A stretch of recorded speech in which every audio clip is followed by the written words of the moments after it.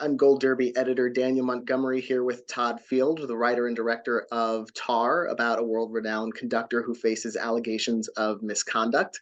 What was the spark of inspiration that led you to create this really larger-than-life kind of character? I don't know if it was a spark of inspiration exactly.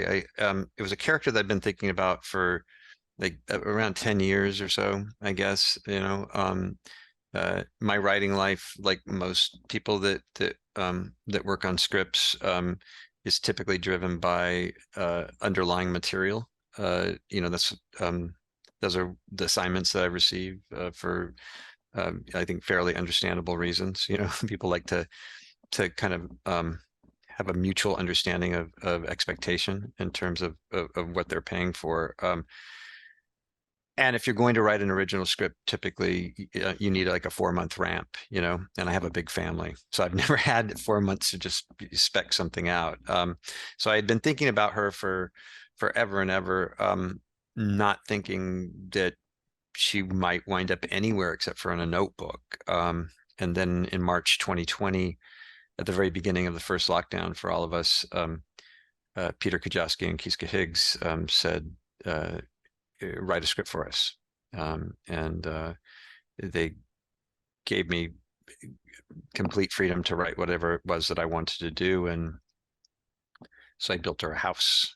And that's essentially what happened. You yourself have a musical background.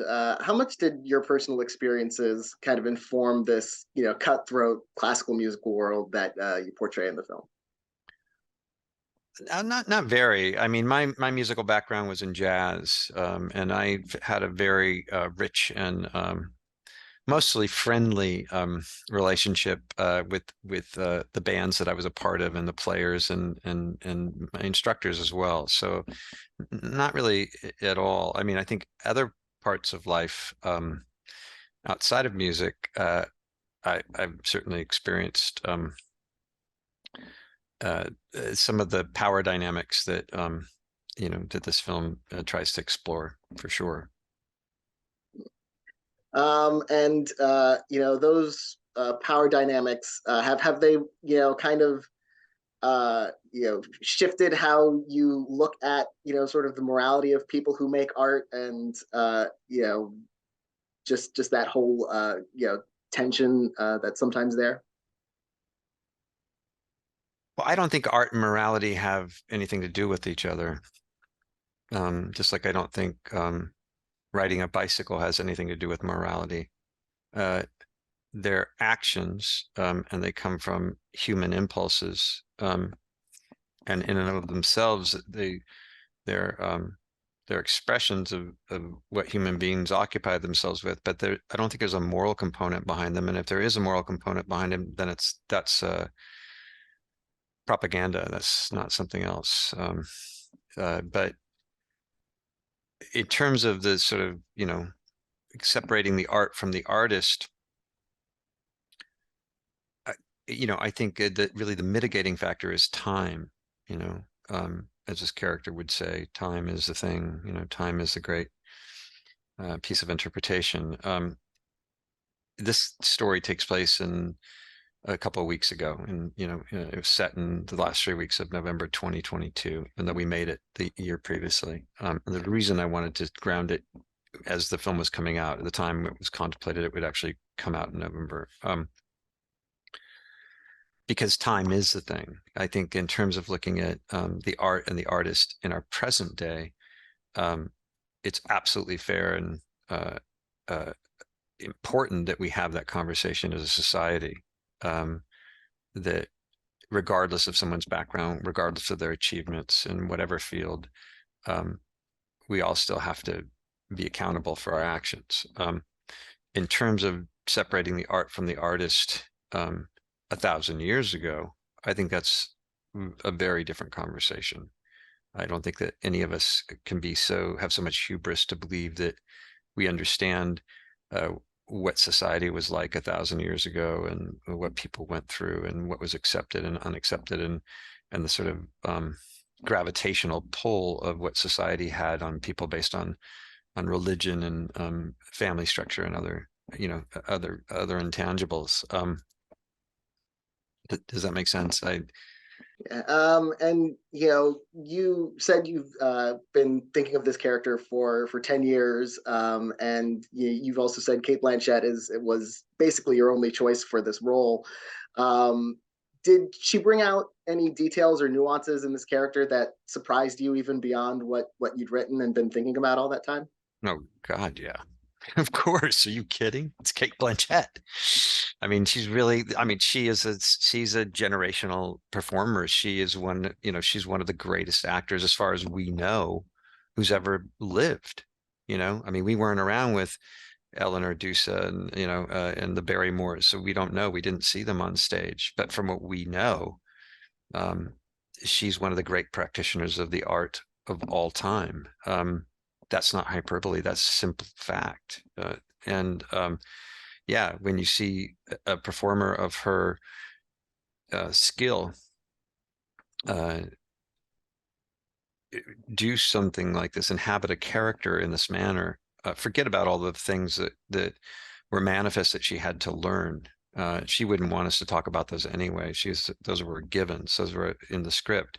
But beyond that, what she does in terms of her score of physical actions, in terms of how she calibrates the path of this character, was something um, just incredible to watch while we were making the film, and even more so when Monica Willie and I were editing the film because we had time. We could sit and really examine that performance and see just the tiniest decisions that were imperceptible on set because we were moving so quickly, and really appreciate what she'd achieved. And it's been 16 years between films for you. What was it like coming back to, the director's chair after that time? Was it like, did you feel rusty, or did you feel like you'd grown as an artist in the time in between?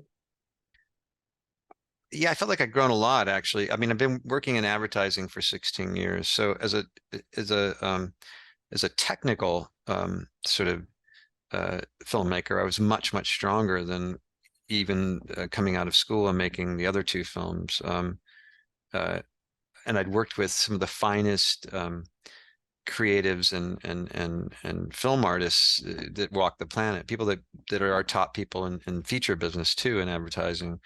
The difference was not feeling rusty. The difference was just that first moment of awe of when you work in advertising, you're shooting cars or you're shooting human beings who are not actors. They're not Kate Blanchett. They're not Nina Haas. They're not Noemi Merlant. They're not Sophie Kauer. They're not Julian Glover, Alan Corduna, or you name it. These are top actors. And something happens, the very first time we shot, and it is an apocryphal story, and I've told this story many times. But it bears repeating, which is the very first scene we shot was a post-rehearsal scene up in the rake at the Dresden Philharmonic that's supposed to be after the very first rehearsal that we see of the Mahler. And it was the three of them. It was Kate, Nina, and Noemi.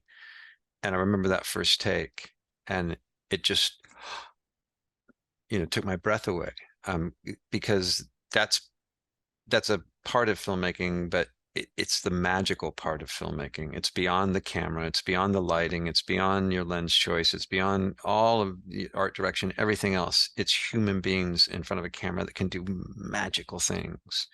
And that part of it was, it felt like a long overdue homecoming, and that was something I appreciated every moment of every day making this film. There are elements of mystery to the film also. It doesn't give us necessarily easy answers or spell out all the details of what Lydia might how or might not have done. Uh, what did you hope to what effect did you hope to have by kind of leaving things to the audience's imagination and giving the audience that room for interpretation? Well, I mean, there were simple rules for the film. It was basically 4 points of view. the first point of view is an omnipotent point of view that is unseen. The very first shot in the film is Lydia Tár is asleep on a private jet. She's being watched by someone on their smartphone, and they're texting snide messages back and forth about her. So that point of view is the same point of view as if you were in a dark theater and a spot came up on a king sleeping on his side, and maybe a young foot soldier comes up and just sort of fingers their dagger on their belt, and you're not sure if they're going to use that dagger to plunge it through the king's belly, or if they're just nervous because, oh, it's the king after all, you know. That's the first point of view. The second point of view is much more objective, where we're with her, but we don't know her yet. We're watching her. We're about ready to see her in several different environments. One of them is very performative. She's giving an interview. She's trying to be impressive and charming and articulate, like I am with you right now. She wants to impress, you know. The second one, she is servicing a relationship that is clearly practical, but very transactional with her benefactor, this sort of amateur conductor come investment banker. The third one is where she would truly normally be alive, which is in this classroom situation where she's having a very horrible, no good, bad day for all kinds of reasons that we may not possibly be aware of yet, which we could definitely talk about. And then finally, we're with her, but mostly that's objective. It's objective within different environments, and we only know what she knows in that moment. We're spending time with her in a very particular 3-week period of her life.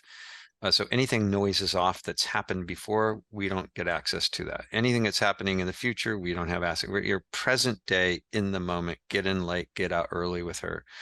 And then the only other points of view, of course, are with her assistant, Francesca Lentini, played by Noémie Merlant, who's watching her, and with her partner, Sharon Goodnow, played by Nina Haas, who is a concert master at her orchestra, and in actual fact holds more power than she herself holds, and is there at her pleasure because it's a democratic orchestra that elects the principal conductor. And all of these people are benefiting out of this power structure, all of them. And so that's sort of what's important. It's not we're looking at someone who is complicated, competent, to say the least, hypocritical, underhanded,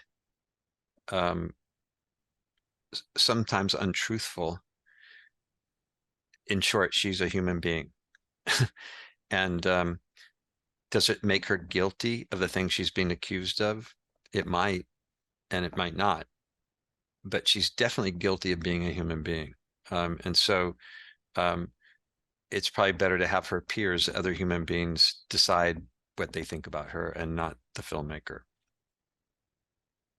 You know, as you're directing this film about a conductor, you know, who is, you know, in a sense directing her orchestra, did you feel like there are parallels between, you know, filmmaking and conducting in that sense? Like, was there like a sense of directing a director almost in this story? Well, she's sitting in a kind of position that's extremely rarefied. There's only, very few people on Earth understand what a conductor of that stature understands. And in fact, that Cate Blanchett herself understands, having conducted the Dresden Philharmonic, which is having an instrument, a human instrument of 100 incredible artists at your fingertips, in instantaneously playing in harmony or disharmony, depending on what's required, all at once. You know, that's a very, very special situation. I myself have never experienced that.